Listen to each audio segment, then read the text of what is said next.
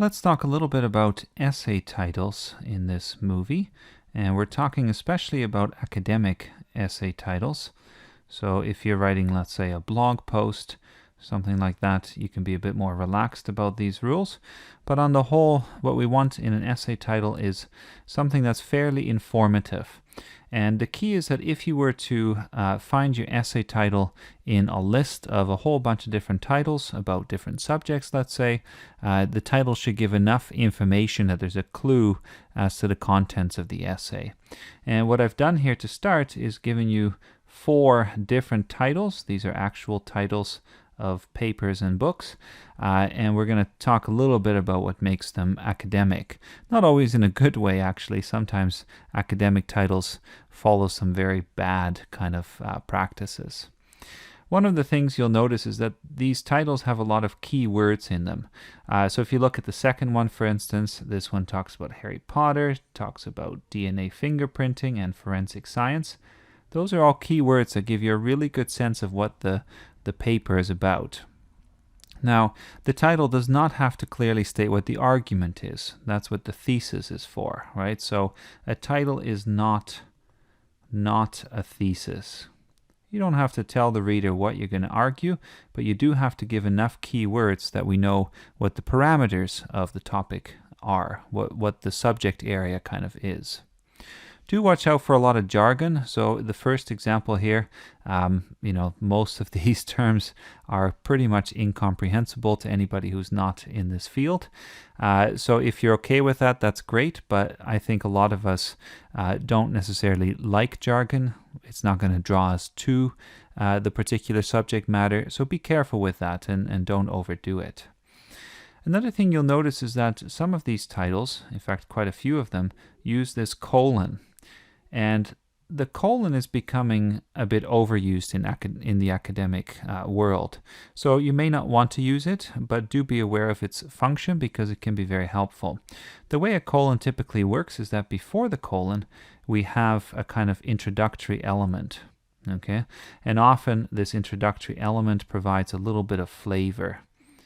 So this piece here adds a little bit of flavor or theme. Cathedral, forge, and water wheel. Doesn't tell you exactly what the book is about, but it gives you a little bit of a sense of the visual imagery that goes with the topic. You can also do a bit of a subtitle if you like. So if this is your main title in the first part, then the second part can be more of a subtitle, and we can use the colon again to connect those. So those are a couple of options with colons. You can have that introductory bit for flavor, for keywords, or what you can do is you can first have the main title and then a kind of subtitle afterwards. All right. Now, as you think about titles then, before we move on to some other specifics here, the biggest piece of advice I would have for you in an academic context, especially in a university setting, is to make your titles informative and creative.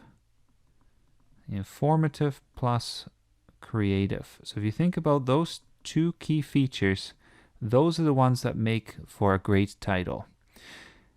You should probably spend about 90% of your time on making your title informative. And that's very different than what people teach in high school.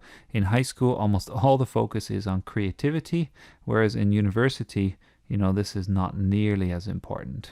Creativity is nice, but, really the key is to make sure that your title is informative. So if we look at the last 2 examples here then, just to contrast them a little bit, the last one is a little bit dull. It says Science and Technology in World History, an introduction. There's very little creativity there. It's just a set of key terms. The previous one is still informative. It talks about technology, invention in the Middle Ages. We have a number of key terms. We know our topic, we know our place and our time, but we also have that extra little bit of flavor that just rolls nicely off the tongue, right? You can say cathedral, forge, and water wheel. Very evocative. And that extra little bit of effort makes the reader more interested, more intrigued, and more eager to read on. Now, I want to spend a little bit of time specifically talking about titles that have to do with literature. So if you're writing an essay, let's say in English, in an English course, One thing you want to do is you want to make reference to either the author or the title, or both even. So the author and the title are very important because mentioning them indicates to the reader what you're talking about. If you do only that, if you have the author and the title, that's a pretty terrible beginning actually, because it doesn't really tell the reader what you're arguing about this text. So we want to do a little bit more, and one basic approach would be just to add those key words in the title, the fear of adultery, and then we have our author and title. So that's one way to do it. You can also play around with it. So if you want to go more to the creative side, you could say something like Much Ado About Cuckoldry. Cuckoldry is where you, well, if you're a husband and your wife cheats on you, then you're the cuckold. So in this case, we're talking about adultery, but we're doing it in a kind of creative way by using a little bit of the title here and changing it somewhat. So that's one way to do it, but essentially what you have to think about is that balance again between being informative and being creative. This one here, the last one, is more creative. This one is more informative. Maybe it would be best to provide some kind of in-between solution, in-between title, but I'll leave that up to you. On the whole, the main thing is to make sure that at the very least you refer to the author and the title, and then you add some keywords. Let's finish with some advice about what not to do. And first of all, what you want to avoid is what's called melodrama. So melodrama is where you have a title that's erring on the side of creativity, and it's kind of over the top, right? Any title that you could sort of add ... to, feeling it ... how mysterious. Any title like that is melodrama, and you should really avoid it. As you can see here, there are no keywords. If you saw these titles in a list of other titles, you would say, well, what is this about? Seething with anger? Is this an essay about anger? Is it about literary text? Who is the man from nowhere? What does it mean to be feeling it? And having marked many papers at the university level, I can tell you that these titles are all too frequent, and you can do much better than this. And then the last point to make is that we want to avoid something that's called meta-discourse. So meta-discourse. Now you might be wondering, what is that?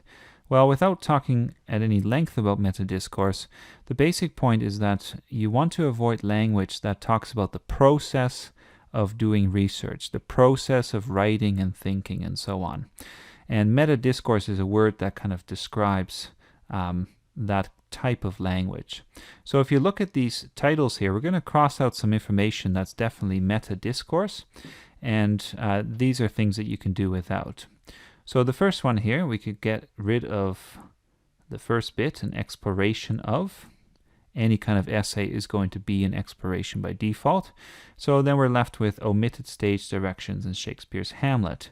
And I should mention these are all made-up titles, just like some of the previous ones, and they're rather nonsensical. Next one, we can get rid of a brief discussion of. We can also get rid of a detailed analysis. Let's hope that your essay is detailed and a good analysis.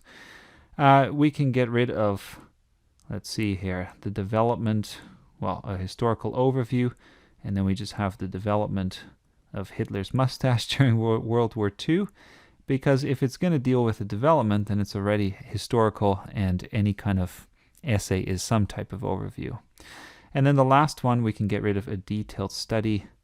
And again, we start with the long-term effects. So really try to do that, get rid of meta-discourse, and then your title will still be informative, but it will be much more to the point.